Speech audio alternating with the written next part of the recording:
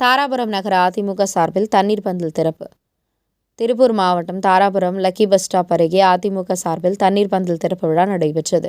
முன்னதாக எம்ஜிஆர் மற்றும் ஜெயலலிதா உருவப்படங்களுக்கு நிர்வாகிகள் மாலை அணிவித்து மலர் தூவி மரியாதை செலுத்தினர். தொடர்ந்து தண்ணீர் பந்தலை நகர செயலாளர் CR ராஜேந்திரன் தலைமையேற்று ரிப்பன் வெட்டி திறந்து வைத்து பொதுமக்களுக்கு நீர்மோர், தர்பூசணி ஆகியவற்றை வழங்கினார்.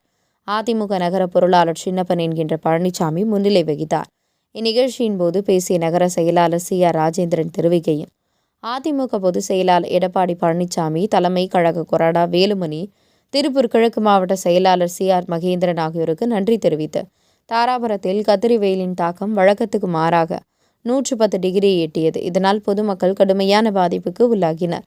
இதனால் வெயிலால் அவதிப்படும் பொதுமக்களை காக்க உடலை குளிர்ச்சியாக வைத்துக் கொள்ள ஏதுவாக அதிமுக நகர கழகம் சார்பில் தண்ணீர் பந்தல்களை திறந்து வைத்துள்ளனர். இந்நிலையில் கத்திரி வெயில் 4ஆம் தேதி தொடங்கியுள்ள நிலையில் கத்திரி வெயிலின் தாக்கம் தொடர்ந்து அதிகரித்துக் கொண்டே வருகிறது. இதனால் பொதுமக்கள் பயன்பெறும் வகையில் தினம்தோறும் 5000 பேருக்கு தண்ணீர், நீர்மோர் பல வகைகள் கொடுக்க திட்டமிட்டு உள்ளோம் என அவர் தெரிவித்தார்.